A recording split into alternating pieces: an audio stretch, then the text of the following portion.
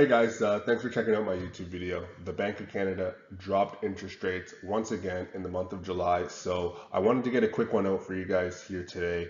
If you find some value from it, please feel free to like, subscribe, leave a comment, and if you guys have any leads, send them my way. Okay, so first things first, what does this mean in terms of a rate drop, right?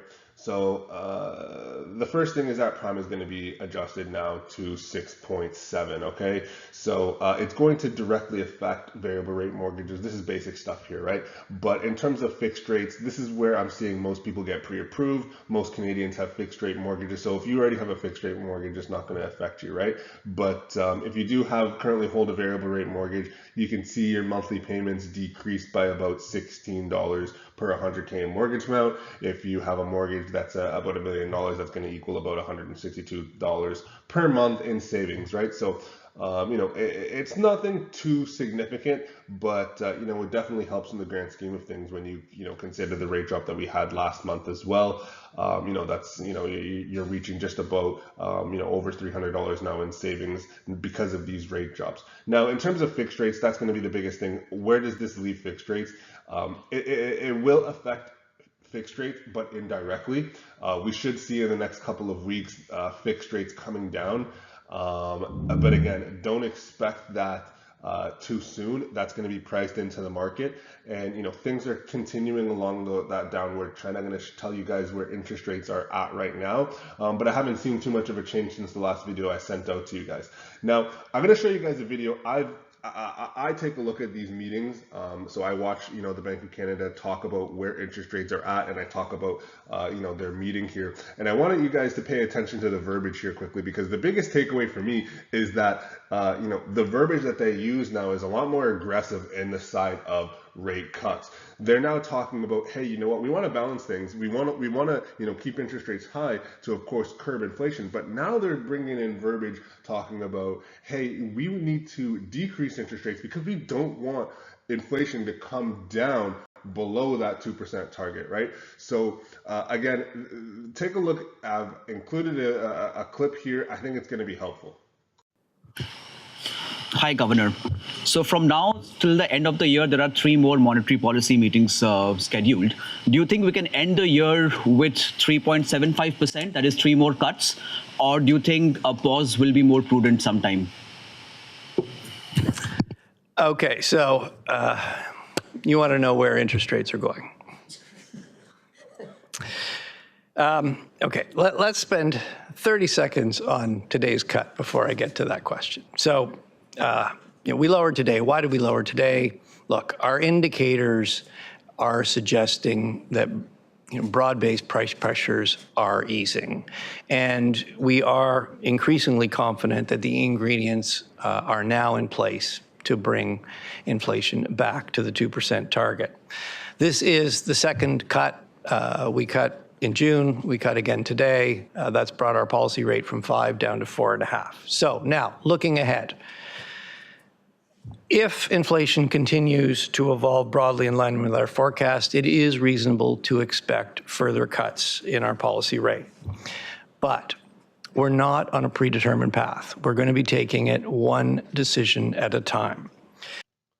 They say that there's no such thing as a stupid question, but whenever I see people ask, hey, what's the outlook for the rest of the year? Or what are we going to be doing in further rate meetings? It seems like everyone's laughing it up and making a joke, right? But it is pretty funny. Of course, guys, it is going to be data dependent, right? So one rule of thumb that I would say, again, take this with a grain of salt, but right now we're seeing inflation at 2.7, right? If you look from February to June, we're around that 2.7, 2.8 mark. If we see inflation coming down below 2.7, 2.8, expect rate decreases in that particular meeting. But if we're seeing, interest rates or inflation stay around 2.7, 2.8, or even increasing, then the likelihood that rate drops are going to be in our future becomes a lot less likely, right? So it's really going to be data dependent. It's going to be inflation dependent. The Bank of Canada's preferred method is core inflation. This is just regular inflation here, just to kind of give you guys a simple, broad-based look at things. But everything's been able to level off. We've decreased now by 50 basis points. Take a look at the graph. The graph has really, taken a trend line around that 2.8 mark, like I said. So we have 3 rate meetings coming up for the rest of the year. The next one is going to be February 4th.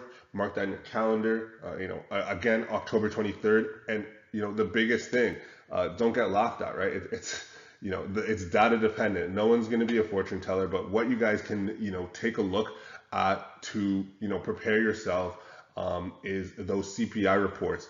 The next one coming out August 20th. It'll be interesting to see where inflation comes in at. If it continues on a downtrend, then we can continue to expect further rate decreases. In the last meeting that I came to you guys at, I told you that, the Bank of Canada is prepared to diverge from the Fed, and that's exactly what they have done. There are limits to how much they can diverge from the Fed, but we are nowhere near those limits as of last month. Of course, we're approaching closer to there, but the Federal Reserve is expected to cut rates as early as September. So how much are we really diverging from them? Of course, time will tell, but these are the numbers I wanted to bring them to you guys. Now, lastly, where are rates? So of course, Prime itself is going to be at 6.7 right now. The only thing that's going to affect is your variable rate holders. In terms of fixed rates, I haven't seen many things move. I was able to send you guys out a video, I'd say at the start of June, and that was when I saw rates actually start moving in a downward position. As low as 4.79 on a 30-year mortgage. I mean, you can't really do better than that these days. I've seen interest rates actually creep up in the last 2 weeks. I haven't seen anyone come close to that 4.79 mark. But again, I would expect it to be readily available now and, hopefully blow past that mark. Of course, I haven't seen any moves yet. The meeting just concluded a couple hours ago. I'll probably have this video out for you guys tomorrow on the Thursday. But again, it's going to take a little bit more time for the banks to implement their interest rates. I would expect, a tangible change in interest rates sometime next week, even 2 weeks from now, is when we'll actually see, fixed rates become quite affected by this. What I can say is that bond yields have been reacting pretty nicely. Bond yields are a little bit lower, and that's what fixed rates are based off of. So again, do expect some rate relief there. Anyways, thanks guys for taking a look. I wanted to keep it short and sweet for you guys today. If you have any questions, email's right up there. Phone number's right there. Give me a call if you have any clients, have any questions. Give me a shout. And if you were able to derive some information from this, feel free to send me a like, subscribe, send a comment. It goes a long way. So thanks guys. Cheers. Bye.